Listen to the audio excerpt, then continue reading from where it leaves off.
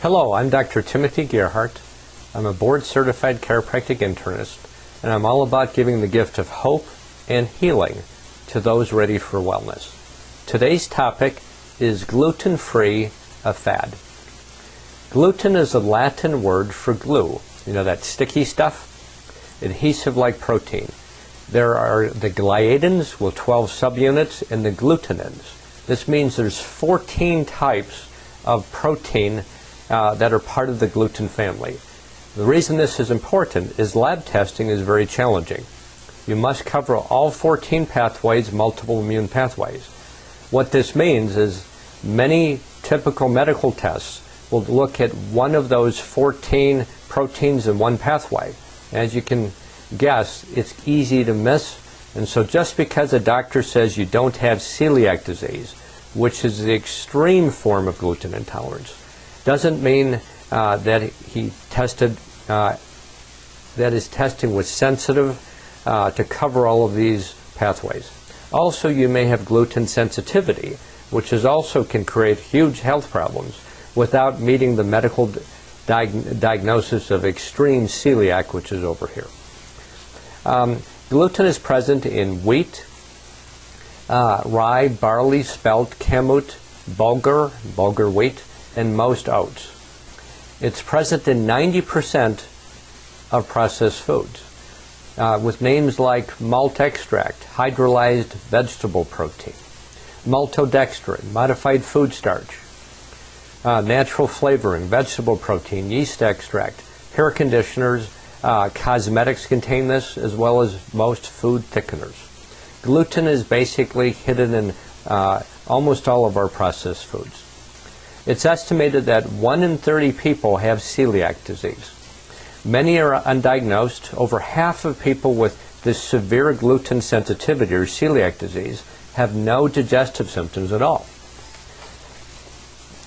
Another 25% of our population, estimates up as high as 30%, are gluten sensitive, especially those of Northern European extraction, like the Swedes and Norwegians and Germans. I happen to be German, Gerhardt. So every family member that I've tested, every one of my immediate family is highly gluten sensitive. So for those approximately 70% who don't have an actual gluten allergy or gluten immune response, they're not celiac or gluten sensitive.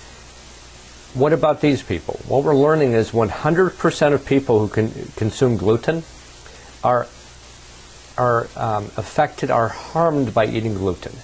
When we eat gluten, our body creates a compound called zonulin, which damages the cells that line our intestine, that prevent it from leaking toxins into our bloodstream. Toxins are supposed to go in the toilet. Words like cadaverine and putrescine, they don't even sound good. When those leak into our bloodstream, they create all sorts of inflammation, immune activation, allergy, and other problems. So this lining of our gut must be sealed tightly between the cells. As these zonulin levels go up, as we eat more gluten, we create a leaky gut. And that also leads to more food allergies. Partially digested food leaks into the bloodstream, creating an immune response called an allergy. So what are the symptoms? What are the symptoms of reacting to gluten? Well, they're wide and diverse because it affects the immune system and the nervous system primarily. Remember, many people have no digestive symptoms at all, but all sorts of gluten problems. So symptoms, conditions associated with gluten sensitivity include attention deficit hyperactivity disorder, as well as just attention deficit disorder, ALS or Lou Gehrig's disease, MS, and the whole host of these scary autoimmune conditions, including things like diabetes. Type 2 diabetes is an autoimmune condition in most people. Hashimoto's thyroiditis, we hear of that more and more. All types of arthritis. The wear and tear arthritis is now viewed as an autoimmune arthritis, related not to overusing our joints, but rather inflammation from eating the wrong things. Alcoholism, sugar cravings, Alzheimer's disease, and sadly I have one of my relatives is dealing with all three of these together. Anxiety, depression, ataxia, autism, bone loss, osteoporosis, osteopenia, brain fog, cancer, delayed growth, kids that just don't put on weight, failure to thrive, adults who are just so skinny they can't put on weight. Definitely think of gluten intolerance along with other food allergies and a leaky gut. Frequent illness, people that are always getting sick, depression, infertility, migraines, digestive disorders, and seizures, epilepsy and the whole host of seizures, as well as tremors, tics, and I have a family member that has the jerking reaction, referred to as Tourette syndrome, definitely associated with gluten intolerance and other autoimmune issues. So gluten breaks down to exorphins, which are peptide or protein fragments that stimulate the brain and receptors in the brain. So particularly gluten stimulates the opium receptors, or the opiate, as in opium, morphine, heroin, oxycodone, Percocet. What that means is when we consume gluten, we get a drug-like euphoria, a reward. We feel good, like taking a drug. So imagine our food processors have modified our grains now, so they contain up to 40 times more gluten than the ancient grains. That isn't 40%, that's 4,000%. What that means is when we eat Krispy Kreme donuts or the box breakfast cereal for kids, high in sugar, high in these glutens, we have a drug-like addictive effect, which is wonderful for selling products, but not wonderful for our health. Remember the whole cigarette tobacco controversy we've been through? Well, what came out in the court documents is tobacco companies were spiking their cigarettes with extra nicotine to make them more addictive so they could sell more. An addicted customer is forced to buy your product. And so that isn't right on many levels, and it's important you be aware of the addictive qualities. What it also means is if you decide to go gluten-free, you may feel worse before you feel better. Remember, many people go through gluten drug withdrawal symptoms. So the brain on gluten is like the brain on drug commercials many of us have seen.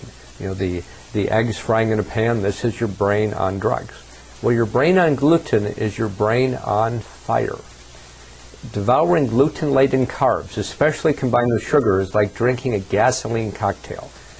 Huge amounts of inflammation in your brain, nervous system, and throughout your body, especially your gut.